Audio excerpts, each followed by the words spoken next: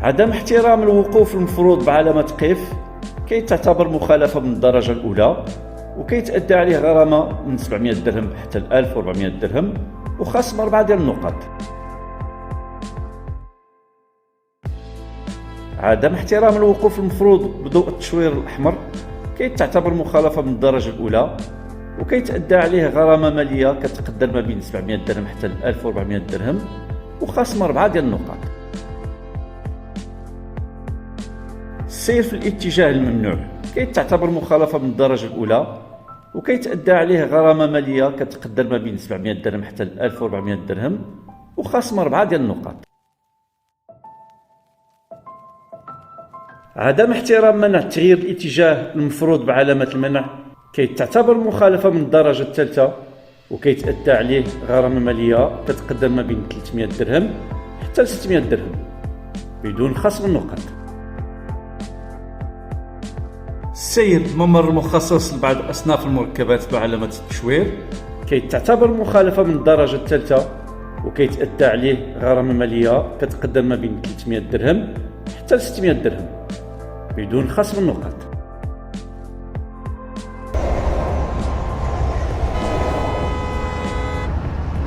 عدم احترام الأسبقية كتأدى عليها غرامة مالية كتقدر من 500 درهم حتى 1000 درهم وخصم ديال 2 ديال النقاط.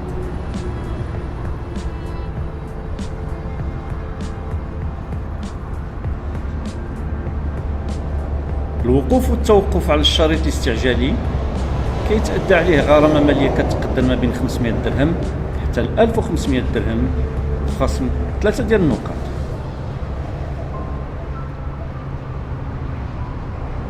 عدم أداء واجب خروج من طريق السيار كيتأدى عليه غرامة مالية كتقدر ما بين 700 درهم حتى 1400 درهم.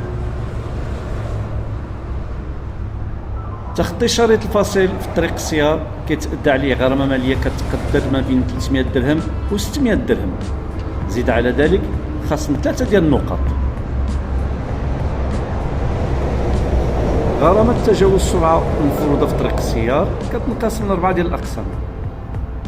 أقل من 20 كم في الساعة غرامة مالية كتقدر ما بين 300 و 600 درهم، ما بين 20 كم في الساعة وقل من 30 كم في الساعة غرامة مالية كتقدر ما بين 500 و 1000 درهم، زيد على ذلك خصم ديال 2 النقاط. ما بين 30 كم في الساعة وأقل من 50 كم في الساعة غرامة مالية كتقدر ب 700 درهم و 1400 درهم، زيد على ذلك خصم 4 ديال النقاط.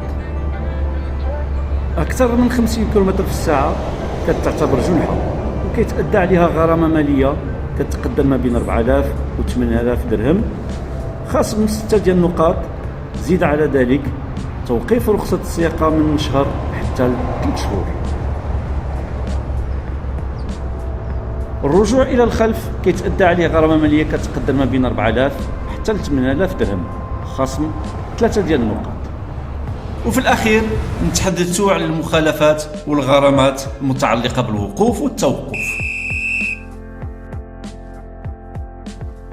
توقف المخالف للنصوص الجاري بها العمل ليلا من غير أضواء خارج التجمعات العمرانية كيتعتبر مخالفة من الدرجة الأولى، وكيتأدى عليه غرامة مالية كتقدر ما بين 700 درهم حتى 1400 درهم.